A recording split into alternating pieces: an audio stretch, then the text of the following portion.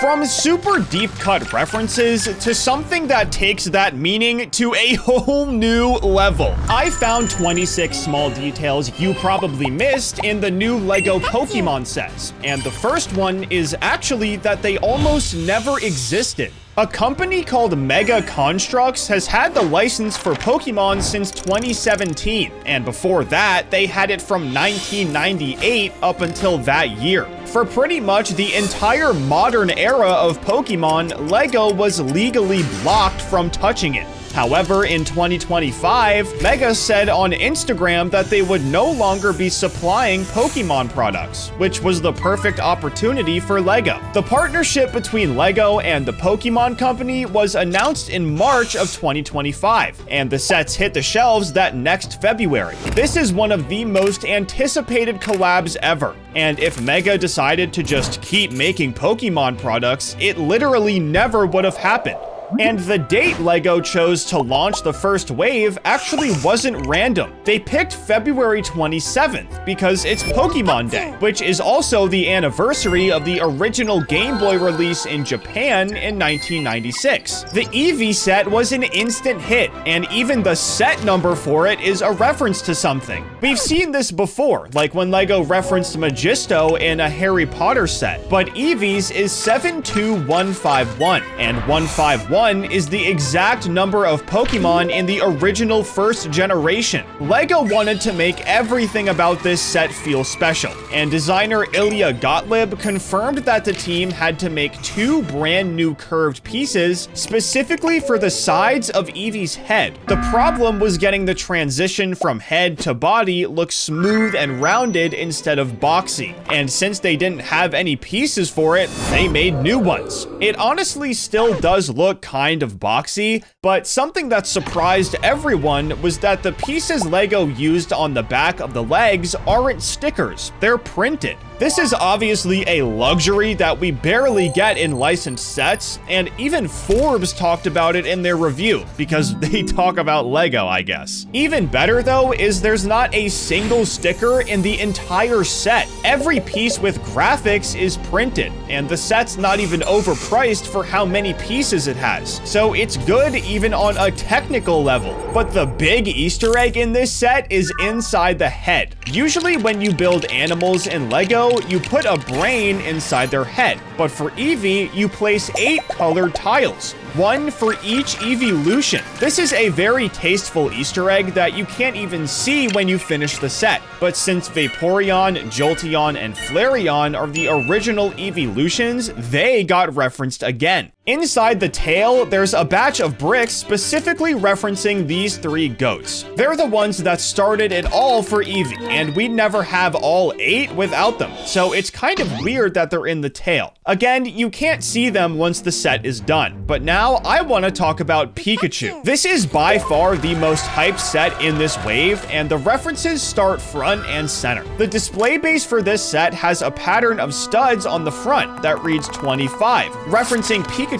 Pokédex number. The base is already shaped like a lightning bolt to represent the electric type, and the 25 is pretty hard to see if you're not looking at it properly. But something Lego did that was really cool was give Pikachu both types of tails. You see, Pokemon can be male or female, and certain ones have small changes depending on which one they are. The Pikachus are identical besides their tails. The males is pointy, and the females is rounded like a heart. People have grown to love one or the other, so Lego included both of them to cater to everybody. But this set also has a brick-built Pokeball, and obviously they open and close to catch or release whatever Pokemon is inside. So Lego added something to cover this base too. It's built with a subtle switch mechanism that changes depending on which Technic piece you use during the build. One of them keeps the ball open and the other closes it. This is especially nice because you can put Pikachu in a resting or battle pose, and you can change the ball to correspond with each one. That's not even the only detail with Pikachu's body. Remember how I said Lego adds brains to animals? Well, they did this with Pikachu, except it's way different than a normal one. Usually Lego just uses a pink 2x2 brick and calls it a day, but Pikachu's is way more intricate. This is probably because Pikachu has to have a good memory to remember all the moves, like Brickset pointed out in their review. But Brickset's review had one very specific critique of this set. The way the eye pieces sit in coordination with all the other pieces almost makes Pikachu look like they're wearing a visor. And Brickset said it looks like Geordi LaForge's from Star Trek. I kind of see where they're coming from, and people in the comments actually do too. This is definitely a very weird detail to point out, but there's something even weirder going on with this set. To get Pikachu to do the poses he does, he sits on a stand, and the set was designed around this concept. The stand is just a pole that Pikachu sits on, which doesn't sound bad until you see it off the stand. And, this is something for sure. Lego actually did this with Charizard in the Venusaur, Charizard, and Blastoise set too. And it's by far one of the weirdest things I have ever seen in Lego. But in the Venusaur, Charizard, and Blastoise set, each Pokemon has their own elemental type represented by pieces hidden inside of them. Venusaur has green gems and leaf pieces for grass type, Charizard has a small flame piece for fire type, and Blastoise has a water droplet for water type. Just like the evolutions, this is very tasteful, and so are Charizard's wings. They aren't plastic, they're fabric with specialized printing on them. They come in their own separate paper bag inside the box, and the printing is surprisingly high quality for being printed on fabric.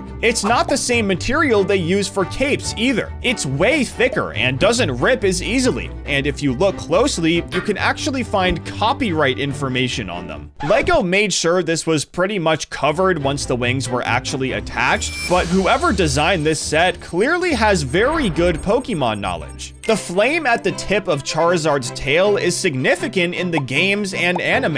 In the lore, Charizard's flame reflects its health. If it goes out, it dies, and if it gets bigger and brighter, it means it's stronger and healthier. Brickset connected the size of the flame on the Lego set to this lore, saying how this Charizard must be a healthy one. And while we're on Charizard, this build is actually way bigger than you might think. Charizard is obviously the most famous third stage evolution of the original starters. So there's a reason Lego made it the centerpiece and made it 8 inches tall. That's not even that big though, because if you measure the distance between the two flame tips when the tail is fully extended, it's over 1.5 feet long. This thing is enormous relative to what that measurement implies. However, most of the effort went into Charizard because Blastoise has something really weird going on. He has these small claw pieces on the back of his feet, and multiple reviewers all said that these claws detach constantly just from handling the build. This isn't a manufacturing defect either. It's an integral problem with how the pieces connect, and there's no obvious fix for it. In the grand scheme, this doesn't really matter since it's a display piece, but this is something Lego definitely should have caught. However, if you pre-ordered this set, you got the Kanto Region Badge Collection set for free, and there's something inside that's never been seen before in Lego. Obviously, the set itself is really cool, since you get the badges from literally every gym in this region, but I want to pay attention to the Thunder Badge. It uses a 2x2 round modified plate, which is already pretty rare, but this one is in light orange, and it's the first time Lego's made it in this color. This is a super small detail that barely anyone noticed, but something everyone noticed were the stickers. This set comes with 10 of them, and I guess since it's free, it makes sense. All of the graphics that actually make the badges look like the badges are stickers, which definitely makes it pretty annoying to build.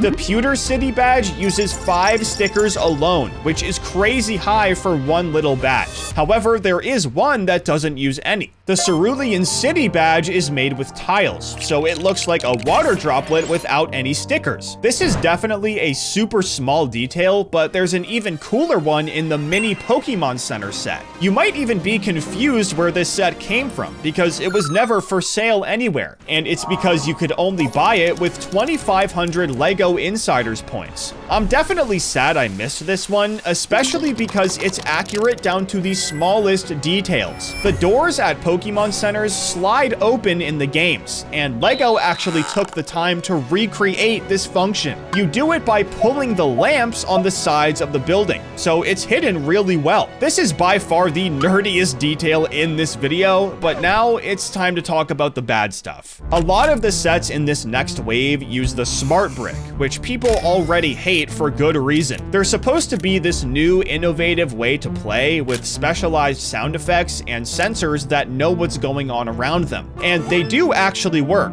but they sound really bad and make the price of any set go way up. 12 sets are using them in the next Pokemon wave, but only 2 of them actually come with one. The other 10 sets have Smart Play sensors with no brick, which kind of defeats the purpose of the entire thing. You can't even buy individual Smart Bricks from Lego. The cheapest set with one is $70, so that's the only way you can get one if you buy a set that's $20 with Smart Brick compatibility. So I kind of get why everyone hates them. However, there's another gift with purchase set I just have to talk about. Ditto as Squirtle. This one is for the next wave, so make sure to grab it if you want it, but it shows one of the funniest scenes in any set from this theme. Ditto's main power is to transform and copy the moves of any Pokemon, and apparently it was practicing in this set. It's watching Squirtle on the TV and transforms into it, which gives us one of the goofiest looking Lego Pokemon ever. It does have Smart Play compatibility, which is kind of corny, but there's one set in this next wave that might have a cool Smart Brick play feature. According to Mike Anderson, Jigglypuff wakes up differently than any other Lego Pokemon so far. He was definitely being vague on purpose, but in the lore, Jigglypuff does all sorts of weird stuff surrounding sleep. It has an ability where they sing and put people to sleep, but the problem is that they always want an audience. So every time this happens, they get angry and draw on the faces of whoever fell asleep during their performance. Now, I'm not sure what this means for them falling asleep in Lego, but maybe it has something to do with that.